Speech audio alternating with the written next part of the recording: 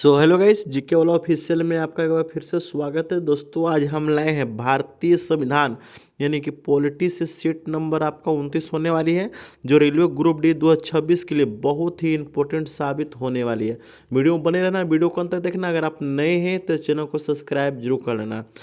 तो स्टार्ट करें दोस्तों। क्वेश्चन नंबर 1, जितना भी क्वेश्चन करवाएंगे दोस्तों सब आपका वीवीआई क्वेश्चन होने वाला है, जो इम्पोर्टेंट रहेगा। ठीक है, तो स्टार्ट करते हैं दोस्तों। क्वेश्चन नंबर 1 आपका पहला क्वेश्चन हो जाएगा कि भारतीय संविधान के किस अनुच्छेद को सुरक्षा वाल्व यानी कि सेफ्टी वाल्व कहा जाता है, जो केंद्र को राज्य की बाहरी आक्रमण से रक्षा करने का निर्देश देता है। देखिए क्वेश्चन जो है दोस्तों बहुत ही वीवीआई क्वेश्चन है। ठीक है, आपको यह याद रखना है। ठीक है, तो आपका जो राइट आंसर हो जाएगा दोस्तों, कौन सा संविधान का अनुच्छेद है जो सुरक्षा वाल्व कहा जाता है, जो केंद्र को राज्य के बाहरी आक्रमण से रक्षा करने का निर्देश देता है। ठीक है, तो आपका जो राइट आंसर हो जाएगा दोस्तों ऑप्शन नंबर बी, 355 जो अनुच्छेद है दोस्तों, यह आपका निर्देश देता है, यानी कि ऑप्शन नंबर बी आपका करेक्ट आंसर हो जाएगा।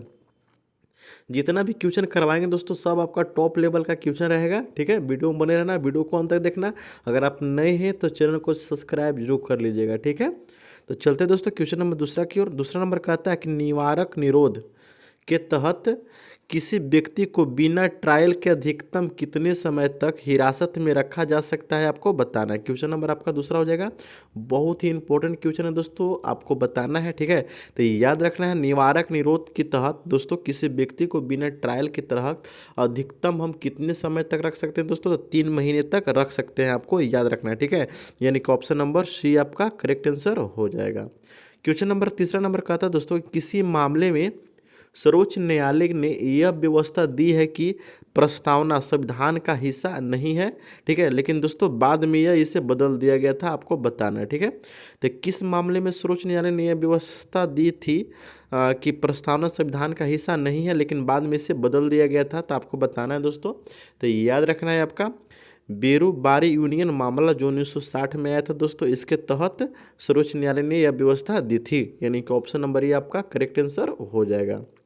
क्वेश्चन नंबर अगला दोस्तों चौथा नंबर कि प्रोटोकॉल, प्रोटोकॉल मतलब दोस्तों होता है वरीयता अनुक्रम के अनुसार भारत का मुख्य न्यायाधीश यानी सीजीआई किस पद के समान रैंक पर आते हैं दोस्तों, आपको बताना। देखिए न्यायाधीश जो होते हैं दोस्तों किस पद के समान रैंक पर आते हैं, आपको बताना है। तो याद रखें दोस्तों, ये आपका पूर्व राष्ट्रपति के समान पद पर ये आते हैं, यानी कि ऑप्शन नंबर सी आपका करेक्ट आंसर हो जाएगा। ठीक है, क्वेश्चन नंबर अगला दोस्तों कि संसद के किसी सदस्य की अयोग्यता के प्रश्न पर अंतिम निर्णय कौन लेता है, दल बदल को छोड़कर, आपको बताना है। ठीक है, क्वेश्चन नंबर आपका 5 हो जाएगा।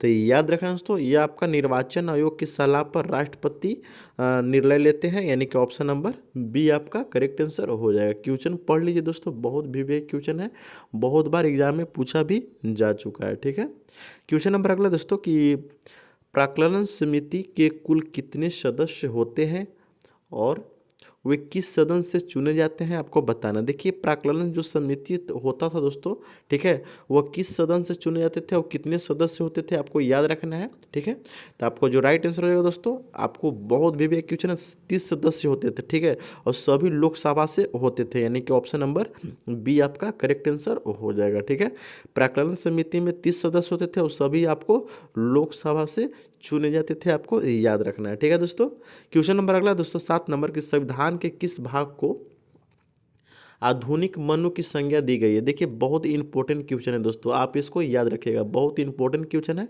आप इसको याद रखना है कि संविधान के किस भाग को आधुनिक मनु की जो संज्ञा दी गई है, आपको याद रखना है, और किसने दी है आपको ये भी बताना है। ठीक है, तो आधुनिक मनु की जो संज्ञा दी गई है किसने कहा था, तो याद रखना है दोस्तों, आपका जो राइट आंसर हो जाएगा option number C doctor Bhimrao Ambedkar ji. ठीक है, आपको याद रखना है। क्वेश्चन नंबर दोस्तों 8 नंबर का आता है कि छठी अनुसूची, ठीक है, के प्रावधान किन 4 राज्यों को जनजातीय क्षेत्रों पर लागू होते हैं, आपको बता। देखिए जो छठी अनुसूची है दोस्तों, ठीक है, उसके प्रावधान के तहत 4 राज्यों को जनजातीय क्षेत्रों पर लागू होते हैं। वो 4 राज्य कौन कौन है दोस्तों, आपको बताना है। ठीक है, तो आपको याद रखें दोस्तों, आपका जो राइट आंसर हो जाएगा ठीक है। आपका असम था, मेघालय था, त्रिपुरा था और मिजोरम था, ये याद रखना है। ठीक है, यानी कि ऑप्शन नंबर ए आपका करेक्ट आंसर हो जाएगा। बहुत इंपॉर्टेंट क्वेश्चन है, आपको यह अनुसूची में याद रखना है। ठीक है।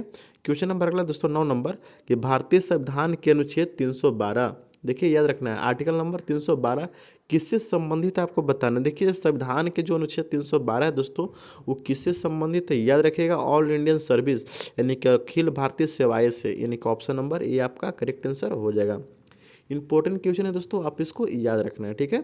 क्वेश्चन नंबर अगला है दोस्तों आपका 10 नंबर, लोकसभा में विश्वास प्रस्ताव लाने के लिए कम से कम कितने सदस्यों का समर्थन आवश्यक है आपको बताना। देखिए लोकसभा में जो विश्वास प्रस्ताव आता है दोस्तों, कम से कम जो सदस्यों को समर्थन की जो आवश्यकता होती है आपको याद रखना है, संविधान में इसकी संख्या का उल्लेख नहीं है, आपको याद रखना है। ठीक है, यानी कि ऑप्शन नंबर डी आपका करेक्ट आंसर हो जाएगा।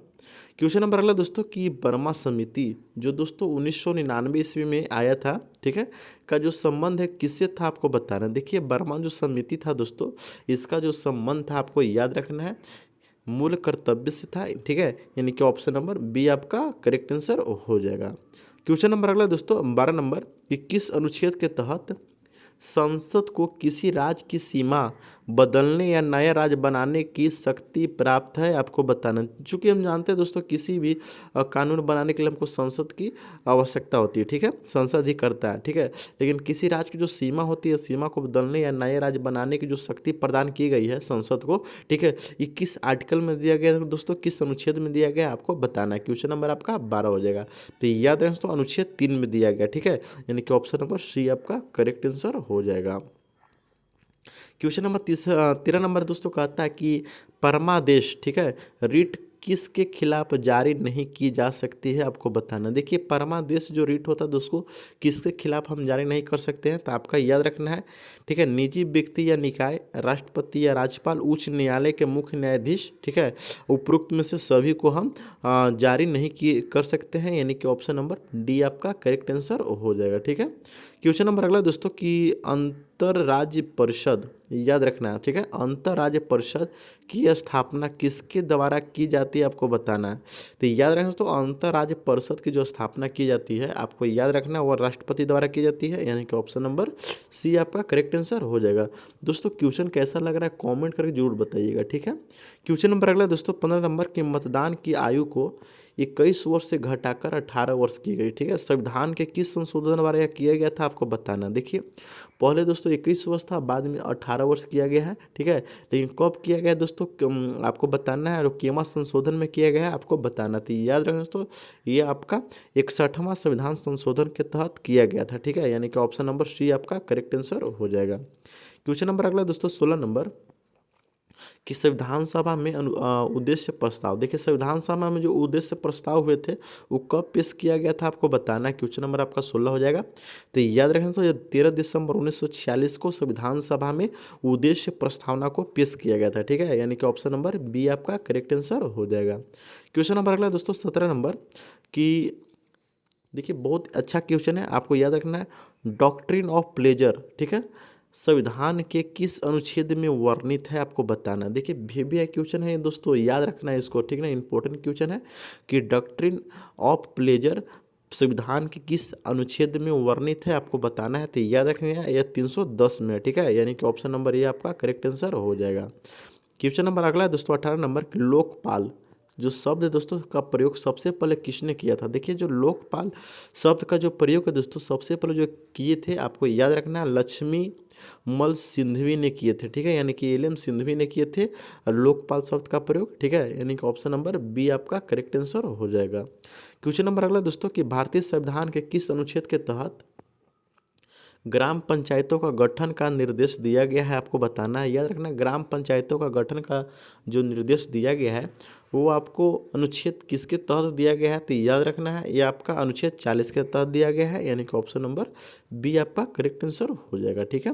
क्वेश्चन नंबर 20 कहता है दोस्तों कि संविधान की नवीं अनुसूची को किस प्रधानमंत्री के कार्यकाल में जोड़ा गया था। देखिए जो नवीं अनुसूची है दोस्तों, ठीक है, आपको याद रखना है किस प्रधानमंत्री के कार्यकाल में जोड़ा गया था। तो याद रखना है दोस्तों यह जवाहरलाल नेहरू के कार्यकाल में जोड़ा गया था 1991 में। ठीक है, यानी कि ऑप्शन नंबर ए आपका करेक्ट आंसर हो जाएगा। क्वेश्चन नंबर 21 नंबर का आता है दोस्तों कि राष्ट्रपति द्वारा राज्यसभा में 12 सदस्यों का जो मनोनयन किस देश के संविधान से प्रेरित है, आपको बताना है। जो राष्ट्रपति द्वारा 12 सदस्यों का मनोनीत होता है, ठीक है, देश के किस संविधान से प्रेरित है आपको बताना है। 21 नंबर क्वेश्चन हो जाएगा, तो याद रखना यह आयरलैंड से संबंधित है, ठीक है, यानी कि ऑप्शन नंबर ए आपका करेक्ट आंसर हो जाएगा। क्वेश्चन नंबर 22 का था दोस्तों, आपका याद रखना है तत्धर न्यायाधीशों की नियुक्ति केवल कहाँ से की जा सकती है, आपको बताना है, ठीक है। तो याद रखें दोस्तों, यह आपका केवल सर्वोच्च न्यायालय में की जा सकती है, यानी कि ऑप्शन नंबर सी आपका करेक्ट आंसर हो जाएगा। ये बहुत वीवीआई क्वेश्चन है दोस्तों, आप इसको याद रखना है, बहुत इंपॉर्टेंट क्वेश्चन है और बहुत ही हाई लेवल का क्वेश्चन है ये, ठीक है। क्वेश्चन नंबर 23 नंबर का आता है दोस्तों कि विधान परिषद के सदस्यों का कार्यकाल जो होता है कितना होता है। देखिए विधान परिषद का सदस्य का जो कार्यकाल होता है दोस्तों, याद रखना है वो आपका 6 वर्ष का होता है, ठीक है, यानी कि ऑप्शन नंबर बी आपका करेक्ट आंसर हो जाएगा, ठीक है। क्वेश्चन नंबर अगला दोस्तों 24 नंबर के शून्यकाल यानी कि जीरो हावर भारतीय संसदीय व्यवस्था में कब शुरू हुआ था, आपको बताना। देखिए शून्य जो काल हुआ था दोस्तों भारतीय संसदीय व्यवस्था में कब शुरू हुआ था, तो 1962 में, याद रखना, ठीक है, यानी कि ऑप्शन नंबर बी आपका करेक्ट आंसर हो जाएगा। 25 नंबर क्वेश्चन कहता है दोस्तों कि भारतीय संविधान का मैग्ना कार्टा किसे कहा जाता है। देखिए भारतीय संविधान का जो मैग्ना कार्टा है दोस्तों, ठीक है, याद रखना मौलिक अधिकार को भाग 3 को कहा जाता है। याद रखना इंपॉर्टेंट क्वेश्चन है दोस्तों आपको कि भारतीय संविधान का जो मैग्ना कार्टा है दोस्तों मौलिक अधिकार को कहा जाता है, यानी भाग 3 को, ठीक है, इंपॉर्टेंट क्वेश्चन है, आपको याद रखना है, यानी कि ऑप्शन नंबर ही आपका करेक्ट आंसर हो जाएगा। दोस्तों क्वेश्चन कैसा लगा कमेंट करके जरूर बताइएगा। अगर आप रेलवे ग्रुप डी की तैयारी कर रहे हो तो ये वीडियो आपके लिए बहुत ही इंपॉर्टेंट साबित होने वाली है। अगर आप नए हैं तो चैनल को सब्सक्राइब जरूर करना, शेयर जरूर करना भाई, और लाइक भी जरूर कर दीजिएगा, ठीक है। मिलते हैं दोस्तों नेक्स्ट वीडियो में, दिखते रहिए जीके वाला ऑफिशियल।